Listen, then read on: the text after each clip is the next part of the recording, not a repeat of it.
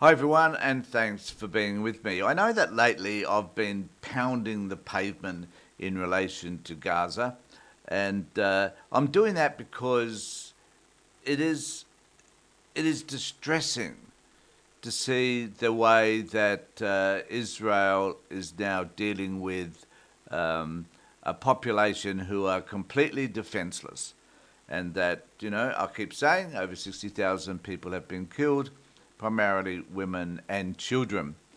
And it's sad, it would be sad if we sat back and chose to do nothing. If we just ignored it, made out it wasn't happening, didn't really care about it much at all, and simply ignored it.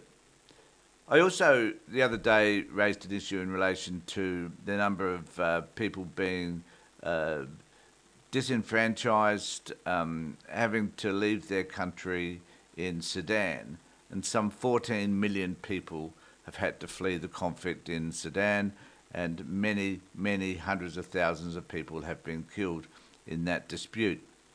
And yet we pay no attention to it. And I think that that's sad, that we ignore it when it is happening as far away as is Gaza. But we choose to do nothing because, to some extent, I kind of feel that we're ignorant of what's happening in the rest of the world, unless there are issues which seem to have some political connection here in Australia. So we don't have a group of Sudanese people sprouting their issues on Sky News. We don't have coloured people on Sky News necessarily talking about the issues that are happening somewhere in Africa. But we do have white people and we have Jewish people talking about how wonderful the IDF are and the Israeli government, and how, in fact, how devastating Hamas are and the damage that they've done. Now, no one's going to dispute that Hamas is a terrorist organisation. But let's for a moment focus on the damage done in Gaza by the IDF. Because if we ignore it, we are giving authority and power to a government who will have carte blanche over what it is that they choose to do in relation to a particular group of people, a group of people that they plan to eradicate from this planet.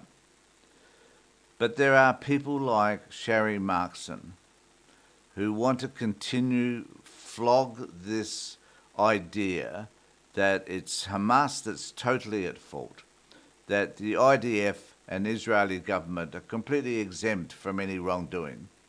And that idea must be confronted because it is wrong. And even though, to qualify that, there might be elements, admittedly, of what happens in Gaza that is both the fault, I guess, of Hamas in terms of negotiating a peace, and certainly a fault of Israel. But it is not totally Hamas's problem. It is primarily IDF. Remembering that the IDF are the ones, they're the ones that have the military power, that have the atomic weapons, in fact, that is a force to be dealt with in the Middle East. They're the most powerful nation in the Middle East, supported by the most powerful nation on this planet. But let's hear, I just want to play a little bit of what Sharri has to say, because we need to hear what the right-wing propaganda network, the Liberal Party network in particular, are saying on this particular issue. Now let's turn to the Middle East. Now there's been a noticeable shift in public sentiment, and people are starting to turn on Israel. They're blaming Netanyahu for the war raging on and for the suffering in Gaza. Now I say to you this: the prevailing view is not always right. It's manipulated by biased media outlets and And of course, there is nothing at all biased about Sharri Markson and the Liberal Party network known as Sky News Australia. There is nothing biased about you, Sharri, whatsoever. Everybody else, I love that bit. Everybody else is wrong except distortions you. on social media. And it's also influenced by repeated messages from the federal government that Israel is deliberately starving Palestinian children and that Israel is to blame. Yes, now this is where Sharri will endeavour to do what she can to twist the issue, to make it appear that it's a falsity, that it is erroneous, according to someone like Sharri. And we must be mindful of the biases that she demonstrates here. And in this instance, the prevailing wisdom, even from intellectual commentators, is absolutely wrong, because it's clearly Hamas. Now, she mentions intellectual commentators, but the reality is we don't know who those intellectual commentators are. She is a terrible journalist. She doesn't cite her sources. It's all propaganda, and I think this is Sky News at its worst. That has refused to accept numerous ceasefire proposals over many months to end the war. It's Hamas that refuses to sit down to new talks. That is a falsity. And it's Hamas that will not release the hostages. Doing so would end the war. There has been strong indication that Netanyahu isn't interested in the hostages being released. He's now only interested in taking over Gaza and eradicating all Palestinians from the region and making sure that the area is now settled by Israeli settlers. And the war, from its inception on October 7 until now, does not rage on because of Israel. It's because of Hamas.